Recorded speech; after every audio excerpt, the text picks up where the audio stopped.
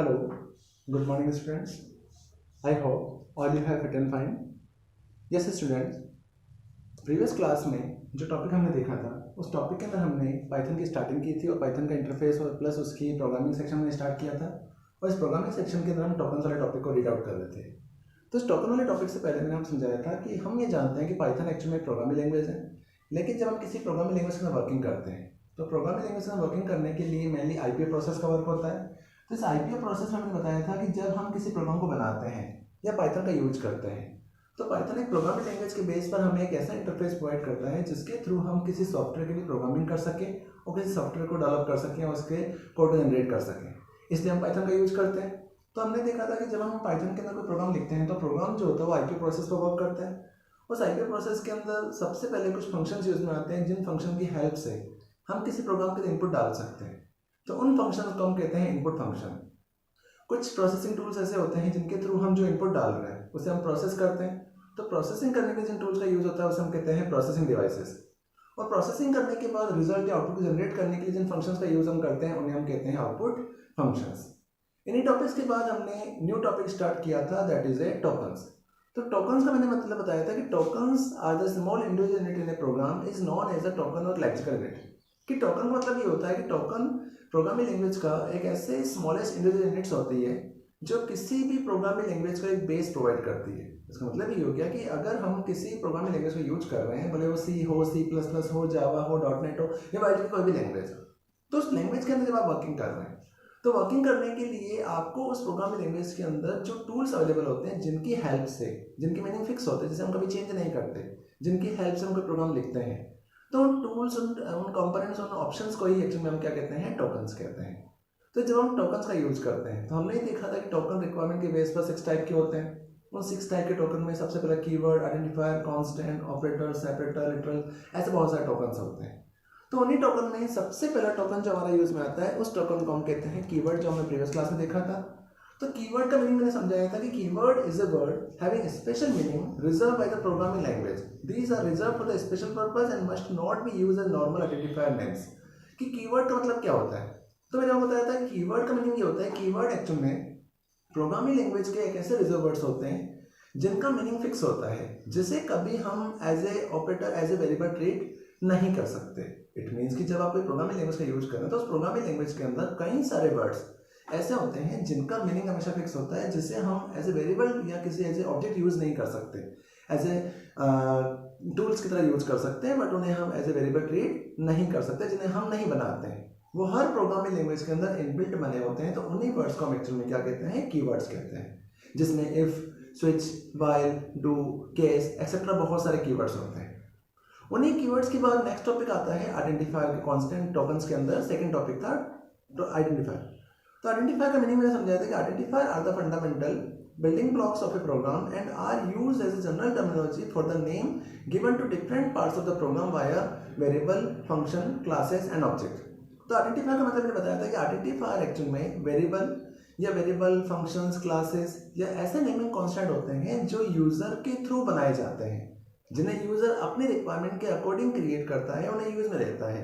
तो उन ऑब्जेक्ट्स को एक्चुअली हम क्या कहते हैं, आइडेंटिफायर कहते हैं, कि जिनमें क्लासेस भी हो सकती है, वेरिएबल भी हो सकते हैं, फंक्शंस भी हो सकते हैं। तो इन सारे ऑब्जेक्ट को हम एक्चुअल में क्या कहते हैं, आइडेंटिफायर कहते हैं, क्योंकि इन आइडेंटिफायर की हेल्प से ही हम प्रोग्राम के अंदर कोई भी वर्किंग कर सकते हैं। फॉर एग्जांपल कि जैसे मैंने आज यहाँ पर ए लिखा, तो मैंने आपको बताया था कि अगर मैंने किसी प्रोग्राम के अंदर यहाँ पर इफ लिखा, तो इफ यहाँ पे एक कीवर्ड है, क्योंकि हम किसी भी इफ या किसी कीवर्ड को एज ए वेरिएबल ट्रीट नहीं कर सकते, क्योंकि ये हमारी कीवर्ड है।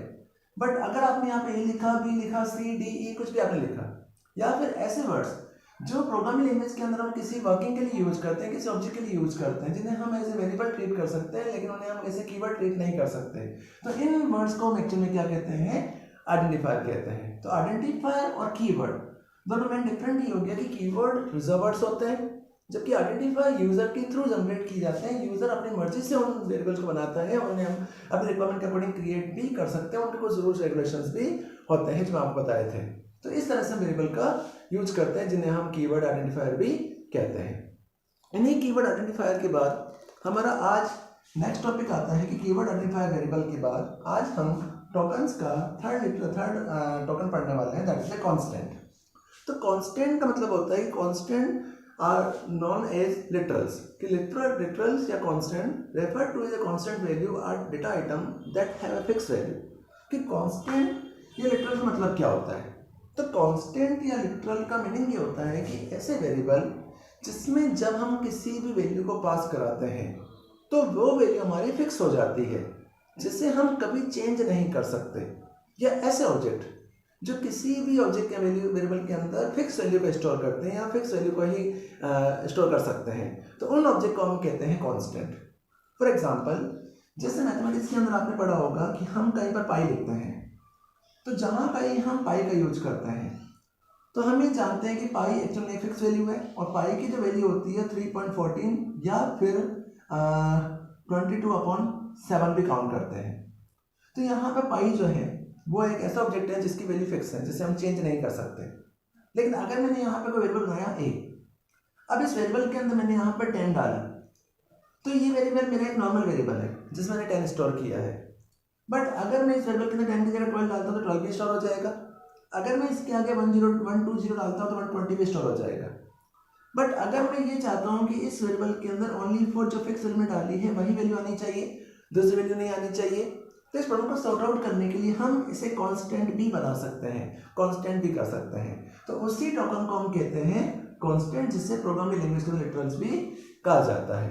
तो कांस्टेंट का मतलब ये होता है कि लिटरल से constant refer to a constant value और data item that have fix value, कि ऐसे वेरिएबल जिन वेरिएबल के अंदर वैल्यू हमेशा फिक्स होती है, जिसे कभी कोई यूजर चेंज नहीं कर सकता, उसे फिक्स वैल्यू स्टोर की जाती है, तो उसी वेरिएबल को हम उसी ऑब्जेक्ट को एक्चुअली क्या कहते हैं? कांस्टेंट लिटरल्स कहते हैं।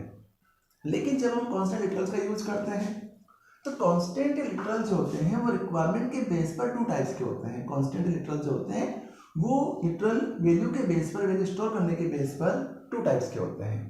उन 2 टाइप कांस्टेंट में पहला जो कांस्टेंट यूज में आता है उस कांस्टेंट को हम कहते हैं न्यूमेरिक कांस्टेंट। पहला जो कांस्टेंट यूज में आता है उस कांस्टेंट को हम कहते हैं न्यूमेरिक कांस्टेंट। न्यूमेरिक कांस्टेंट के बाद सेकंड जो कांस्टेंट यूज में आता है उस कांस्टेंट को हम कहते हैं स्ट्रिंग कांस्टेंट। कि बेसिकली किसी भी प्रोग्रामिंग लैंग्वेज के अंदर जब किसी भी कांस्टेंट या लिटरल्स का यूज किया जाता है तो आप ये कहेंगे कि कांस्टेंट मतलब क्या हुआ। तो इनका मीनिंग ये होता है कि जैसे आज हमने किसी प्रोग्राम के अंदर ए बनाया, अब ये ए जो बनाया जा रहा है ये वेरिएबल हमारा एक नॉर्मल वेरिएबल है। अब इस वेरिएबल के अंदर हमने यहाँ पे 10 डाला, तो मुझे पता है कि यहाँ जो मैं वेरिएबल बना रहा हूँ इस वेरिएबल को मैं नॉर्मल वेरिएबल बना रहा हूँ, इसके आगे मैंने कहीं कोई कीवर्ड नहीं लिखा है, कोई वैल्यू फिक्स नहीं की है, तो ये वेरिएबल मेरा एक नॉर्मल वेरिएबल है। आज इस वेरिएबल के अंदर अगर मैं 10 डालता हूँ तो जब मैं इस ए को प्रिंट कराऊंगा तो मेरी जो वैल्यू प्रिंट होगी वैल्यू हमारे यहाँ पर 10 प्रिंट होगी। इट मींस इस वेरिएबल के अंदर वैल्यू क्या स्टोर्ड है? 10 स्टोर है। तो जब इसको आप प्रिंट कराएंगे तो वैल्यू आपकी 10 प्रिंट होगी। अब आगे जाके आपने अगर इस वेरिएबल के अंदर यहाँ पर 0 और लगा दिया और आपने 100 कर दिया, तो यहाँ पर ए के अंदर जो वैल्यू आ रही है वो 100 आ रही है। तो अगर आप यहाँ पर ए को प्रिंट कराएंगे तो अब जो इसकी वैल्यू प्रिंट होगी वो 100 प्रिंट होगी। इट मीन्स कि यहाँ पर जो वेरिएबल बनाया जा रहा है वो वेरिएबल एक नॉर्मल वेरिएबल है। ये नॉर्मल वेरिएबल होने की वजह से आज आपने इसमें जब 10 डाला तो 10 डालने के बाद इसकी वैल्यू यहाँ पर 10 प्रिंट हो गई। बट आगे जाके मैंने इस वेरिएबल के अंदर में चेंजेस कर दिया और यहाँ जाके मैंने इस वैल्यू को 100 कर दिया, तो 100 करने के बाद इस ए के अंदर 100 प्रिंट हो गया, 100 स्टोर हो गया। लेकिन अगर मैं ये चाहता हूँ कि इस वेरिएबल को कांस्टेंट बना दिया जाए, फिक्स कर दिया जाए, जिससे आप इसमें जो वैल्यू स्टोर कर रहे हैं उसमें वही वैल्यू हमेशा ट्रीट होनी चाहिए, तो इस वैल्यू को फिक्स करने के लिए हम हमेशा यहाँ पर CONST, जिसे हम कांस्टेंट कीवर्ड कहते हैं, तो कांस्टेंट लगा देते हैं।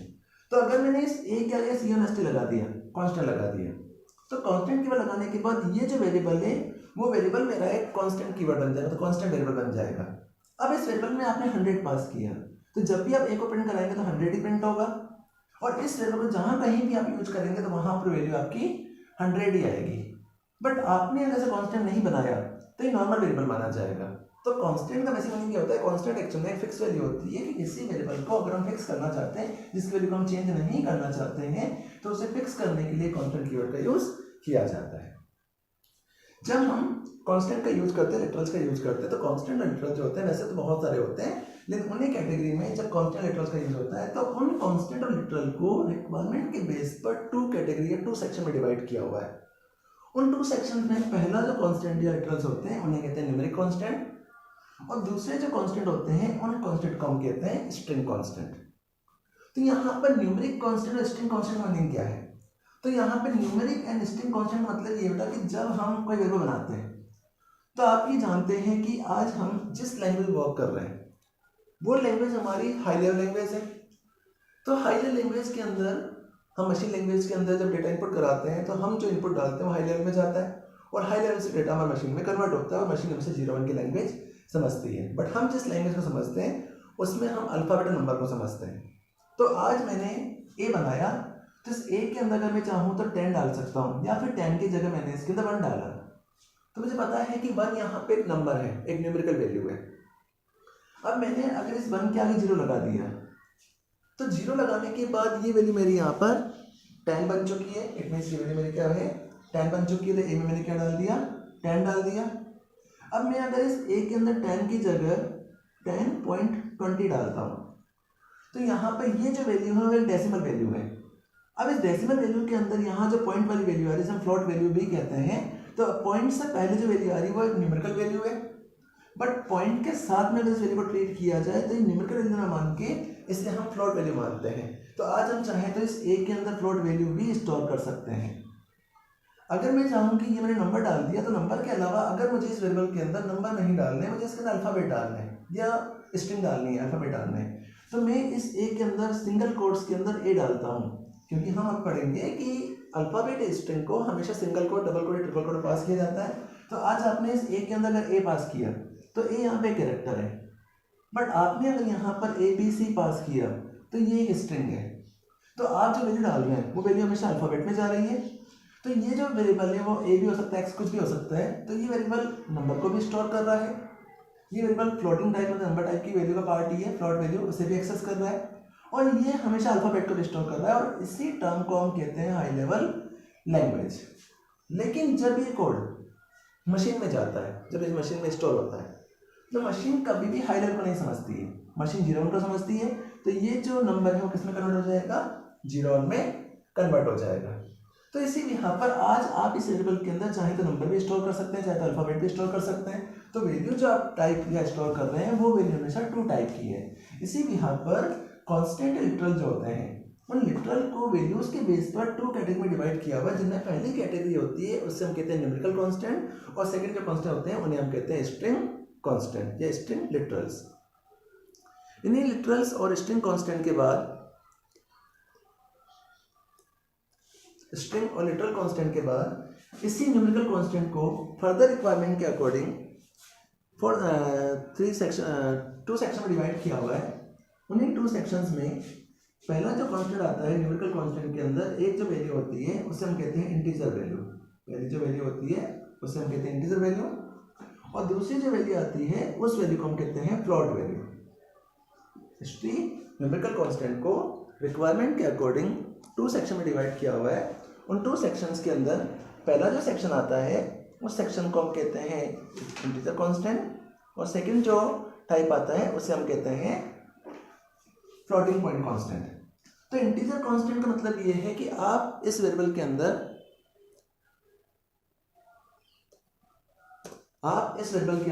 इंटीजर का मतलब ये है कि अगर किसी वेरिएबल के अंदर हमें ओनली फॉर पॉजिटिव या नेगेटिव मतलब सिंपल नंबर ही इनपुट कराना है तो सिंपल नंबर इनपुट करने के लिए हम इंटीजर कांस्टेंट का यूज करते हैं कि आज हमने अगर कोई वेरिएबल बनाया x, इस वेरिएबल के अंदर अगर मैंने only for number he input कराना है तो मैंने यहाँ पर 10 डाला तो 10 एक नंबर है, एक सिंपल सा नंबर स्टोर्ड है तो हम इसको न्यूमेरिकल कांस्टेंट मानते हैं। तो इस वेरिएबल को हम जब बना रहे हैं तो ये जो वैल्यू है वो एक इंटीजर टाइप की वैल्यू है। इट मींस आपने इसमें पॉजिटिव और नेगेटिव वैल्यू भी स्टोर की है तो इसे हम कहते हैं सिंपल कांस्टेंट। लेकिन अगर मैं ये चाहता हूँ कि मुझे इस वेरिएबल के अंदर x के अंदर 10 की जगह पर पॉइंट लगाकर 20 स्टोर करना है तो आज हम ये जानते हैं कि अगर मैंने यहाँ पर 10 लिखा तो 10 एक सिंपल नंबर है बट अगर मैंने इसके आगे पॉइंट लगाकर यहाँ पर 20 कर दिया